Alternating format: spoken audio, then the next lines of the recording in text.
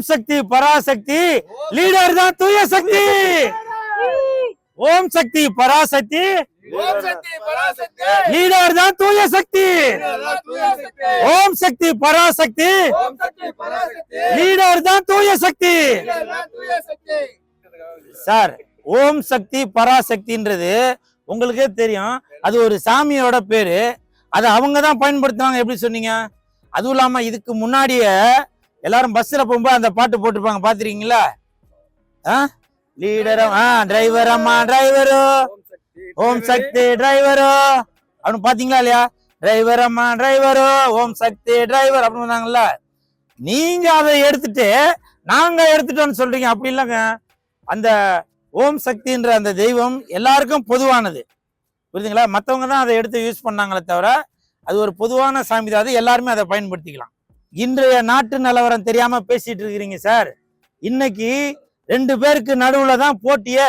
ஒன்னு திரிஷா, இன்னைக்கு 2 பேருக்கு நடுவுல தான் போட்டியே. ஒன்னு திரிஷா, இன்னொன்னு டைரக்டர் பார்த்திபன். அவங்க 2 பேருக்கு நடுவுல தான் இப்ப போட்டியே நடந்துட்டு இருக்கு. நீங்க சோசியல் மீடியா எல்லாம் பாக்குறீங்களா இல்லையா? எனக்கு லண்டன்ல இருந்து கூட காலையில ஒருத்தர் போன் பண்ணாரு. சார், தமிழ்நாட்டுல என்ன சார் நடக்குது அப்படின்னாரு. ஏங்க என்னாச்சு அப்படின்னா, இன்னைக்கு என்னங்க தமிழ்நாட்டுல 2 பேருக்கு நடுவுல தான் போட்டி அப்படின்னு சொல்லுவாங்க. யாரா இருக்குப்பா அப்படின்னா, அப்ப அவர் சொல்றாரு, திரிஷா அவர்களுக்கும் டைரக்டர் பார்த்திபன் அவர்களுக்கும் தான் போட்டி அப்படின்னு. நீங்க வேணா பாருங்க, இன்னும் ஒரு 2-3 மாசத்துல இது எல்லாத்தையும் சீர் பண்றதுக்கு லெஜண்ட் அவர்கள் வரதான் போறாங்க. லீடர் படத்தின் மூலமாக கோடி கணக்குல, புரியுதா? இன்னைக்கு கடைக்கோடி தொண்டனும் சரி ரசிகனும் சரி லெஜண்ட் அவர்களை பாக்குறதுக்காக ஏங்கிக்கிட்டு இருக்காங்க. அந்த லீடர் படத்தோட அந்த டீசரை பார்த்தவொன்னா, என்னப்பா அப்படி இருந்தவர் இப்படி இருக்காரு அப்படின்னு அப்படி ஒரு நிலவரம் வந்துட்டு இருக்கு. அதை விட்டுட்டு இன்னைக்கு சினிமா எந்த நிலவரத்திற்கும் போயிட்டு கேக்குறீங்களா? 2 பேருக்கு நடுவில் தாங்க போட்டியா நடந்துட்டு இருக்கு. இன்னைக்கு தமிழகத்துல 2 பேருக்கு நடுவில் தான் போட்டியா நடந்துட்டு இருக்கு. ஒன்னு திரிஷா, இன்னொன்னு டைரக்டர் பார்த்திபன். எனக்கே அது மனசு கஷ்டமா தான் இருக்கு. டைரக்டர் பார்த்திபன் சார், அவர் எவ்வளவு பெரிய ஒரு மனிதர். அவரை போய் மன்னிப்பு கேட்க வைக்கிற அளவுக்கு ஒரு இக்கட்டான ஒரு சூழ்நிலை இன்னைக்கு சினிமா உலகத்துல இருக்கு. அது போலயா இவ்வளவு பிரச்சனைக்கு கூட சினிமால இருந்து யாருமே ஒரு குரல் கொடுக்கவே இல்லை. சார், இந்த மாதிரி இதோட இந்த பிரச்சனையை நிறுத்திடலாம் அப்படின்னு சொல்லி. அதே எனக்கு ஒரு மனசு கஷ்டம் தான். இதனால எதுக்கு அரசியல்ல போய் மாட்டிப்பானே அப்படின்னு சொல்லி நினைக்கிறாங்களோ என்னவோ. அதனால தயவு செய்து இந்த மாதிரி பிரச்சனைகளை பொது இடத்துக்கு எடுத்துட்டு வராதிங்க.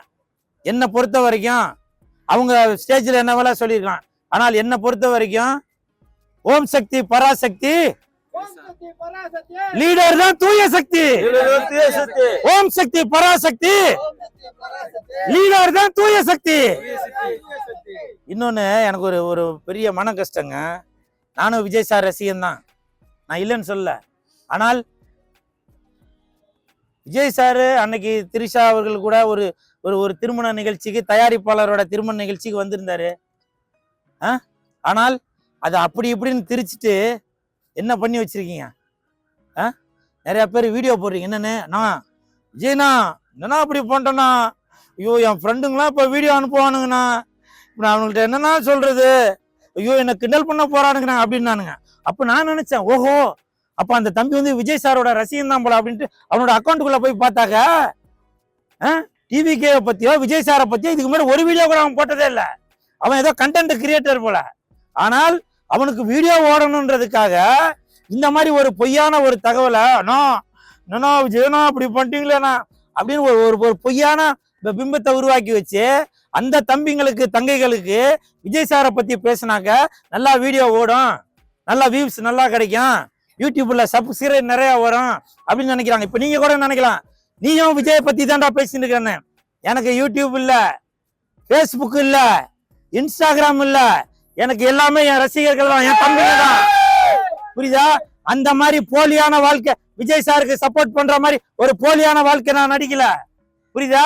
தயவு செஞ்சு விஜய் சாருக்கு சப்போர்ட் பண்ணுன்னா பண்ணுங்க, இல்லைன்னா மூடிட்டு பேசாம இருங்க. அதை விட்டுட்டு ஒரு பொய்யான இதுல அண்ணா விஜயனா இன்னும் அப்படி பண்ணிட்டீங்கன்னா அதெல்லாம் பொய், புரியுதா? ஒரு தம்பி வாலண்டியா அவனே தலையில ஒரு துண்டை கட்டிக்கிட்டு நான் விஜய் சார் ரசிகன் தான், இல்லைன்னு சொல்லல. இப்ப நான் விஜய் சாருக்கு அப்புறம் லெஜண்டோட ரசிகரா மாறிட்டேன். அதனாலதான் லீடர். ஆனா நிறைய பேரு பொய்யாக அவரோட துண்டை தலையில கட்டிக்கிட்டு ஒரு பொய்யான ஒரு வசனத்தை சொல்லிக்கிட்டு என்னன்னா விஜய்னா அப்படி பண்ணிட்டேனா, ஆம்பளைங்க மட்டும் இல்ல லேடிஸும் அதுதான் பண்றாங்க. தயவு செஞ்சு அந்த மாதிரி பண்ணாதீங்க. ஒண்ணு வாழு இல்ல வாழ விடு. அவங்கள 2 பேரும் இது இவங்க விஜய் சாரையும் சங்கீதா மேடமும் அவங்கள வந்து சேர்த்து வைக்க பாருங்க. இல்லையா நீங்க பேசாம இருந்துருங்க.